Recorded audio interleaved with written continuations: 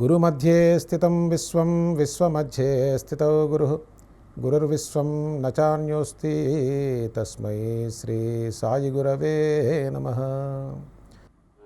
నటేకర్ ఒక రిపోర్ట్ ఇచ్చాడు. ఎవరికి? బ్రిటిష్ గవర్నమెంట్కి. ఆయన ఉద్యోగం కదా. ఇంతకాలం సాయిబాబాని పరిశోధించి కనుక్కున్న విషయం ఏంటంటే, రెండు విషయాలు చెప్పగలండి సాయిబాబా గురించి నాకు అర్థమైనవి. ఒకటి, సాయిబాబా ధనాన్ని జయించారు, ధనాన్ని త్యజించారు. ధనం మీద మమకారం లేదు. స్త్రీని జయించారు ఆయన. ఎంత అద్భుతం అండి. ఈ రెండు అసలు చూడండి, ప్రపంచంలో ఎవడి తరమే అవునా. ధనాన్ని, స్త్రీని జయించి ఉన్నారు మహానుభావుడు ఆయన. అంటే అతని మనసుకి, అతని స్థాయికి సాయిబాబాని చూడగలిగినది అంతవరకే. తంబేస్వామి వారి స్థాయికి సాక్షాత్తు దత్త భగవాన్ పేర్లండి, ఇవన్నీ పేర్లు మనల్ని ఇబ్బంది పెడుతున్నాయి. పరమ సత్య స్వరూపం ఏదైతే ఆది మధ్యాంతరహితమై ఉన్నదో, ఏది ఈశ్వర తత్వమై ఉన్నదో, దానితో కరెక్ట్గా ఏకాత్మ భావం చెందినటువంటి పరమ పూజనీయుడినా కాబట్టి నేను నమస్కరిస్తున్నానని చెప్పారు తంబేస్వామి. అంటే ఏమర్థమవుతుంది? ఎవరి స్థాయిని బట్టి సాయిబాబా వాళ్ళకి అర్థమవుతున్నారు.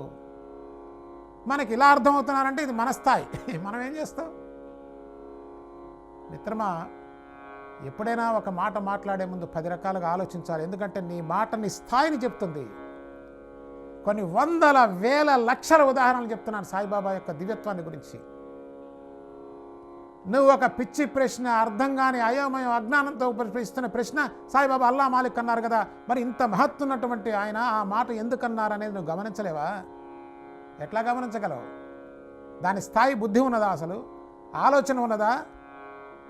చెప్పిన అర్థం చేసుకున్నటువంటి స్థితి స్థాయి ఎక్కడుంది అసలు? చెప్పండి సమాధానం. దానికి సమాధానం చెప్పిన అర్థం కాదు. 100 ఉన్నాయే, ఒక్కదాన్ని పట్టుకున్నావు, అది నీకు అజ్ఞానం చేత ఇదే అర్థం కాలా, ఇంకా అదేం అర్థం అవుతుంది? ఆయన చేసిన దివ్యలీలలో ఒకటి కూడా అర్థం చేసుకునేటువంటి మానసిక స్థితి లేదు. ఆయన అల్లా మాలిక్ అనే ఒకదాన్ని పట్టుకొని ఎలాడుతున్నావు.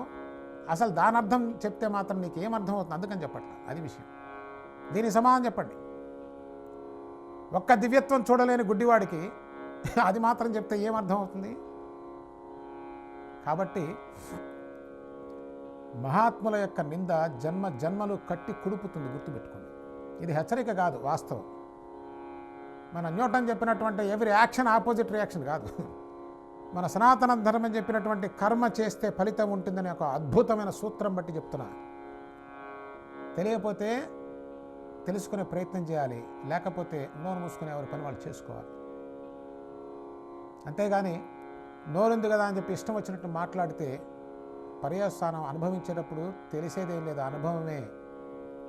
అంటూ ఉంటాం, మరి ఈ జీవులంతా ఎందుకు కష్టపడుతున్నారండి, ఎందుకంటే ఇంత దుఃఖం ఉంది, వాడు ఎందుకు ఇంత కష్టపడుతున్నావు, వాడు ఏం మహాపాపం చేశాడు, ఏ మహాత్ముని నిందించాడో.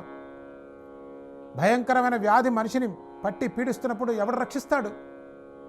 ఎవడు రక్షించలేడు. నహి రక్షతి. ఏం రక్షించలేదు. ద్వేషాన్ని వదిలిపెట్టండి. సనాతన ధర్మంలో ద్వేషానికి స్థానం లేదు. ద్వేషం వల్ల ఏమిటి ప్రయోజనం?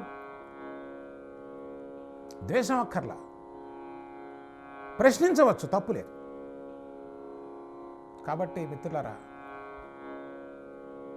హృదయాన్ని ప్రశాంతంగా ఉండడానికి ప్రయత్నం చేయండి. ఎందుకంటే అంత యాజిటేటెడ్గా ఉన్నటువంటి మనస్సు, అంత ద్వేషం కక్కుతున్నటువంటి హృదయం సత్యాన్ని ఒకనాటికి దర్శనం చేయగలదా? ఆలోచన చేయండి. కనీస కామన్ సెన్స్ అయితే. ఒకటి, ద్వేషంతో ఆవేశంతో ఊగిపోయాడు, కామన్ సెన్సే ఉంటుంది. ఇప్పుడు చూడండి, రాళ్ళు పెట్టి కొట్టుకుంటా ఉన్నారు. ప్రతి దేశంలో తయారైంది. అక్కడ ఆలోచన పనిచేస్తుందా? బుద్ధి అనేది పనిచేస్తుందా? రాక్షసత్వమే రాజ్యమేలుతున్నది. మిత్రమా, మన కంటికి మనకు కనిపిస్తూ ఉంది కదా. అలా అని చెప్పి ధర్మం విషయంలో అవసరమైతే ఎదురు నిలబడవలసినటువంటి అవసరం ఉంది. ఎందుకంటే అది ప్రూవ్ కావాలి కదా. ఏదో మాట్లాడితే అది ధర్మం ఎట్లా అవుతుంది? ఇంత వివరణ ఇచ్చాం ఇప్పటి వరకు.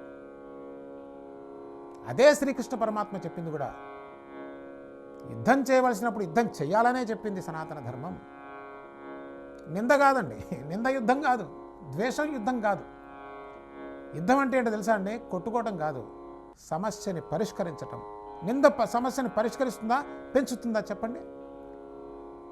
ఇప్పుడు ఇంత వివరణ ఇచ్చిన తర్వాత కూడా ఇంకా అజ్ఞానంలోనే బ్రతుకుతామంటే ఇక దానికి ఏం పేరు పెట్టాలో ఏ పేరు పెట్టినా ఒకటి, పేర్లతో పని లేదు. కాబట్టి మన సనాతన ధర్మం శ్రీకృష్ణ పరమాత్మ, జగద్గురువైనటువంటి శ్రీకృష్ణ పరమాత్మ కానివ్వండి, జగద్గురువైనటువంటి ఆది శంకరులు కానివ్వండి,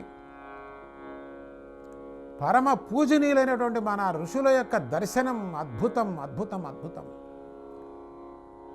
సంకుచితమైనటువంటి భావం ఉన్న వ్యక్తి ఏనాటికి సుఖాన్ని పొందలేడు, సంతోషాన్ని పొందలేడు.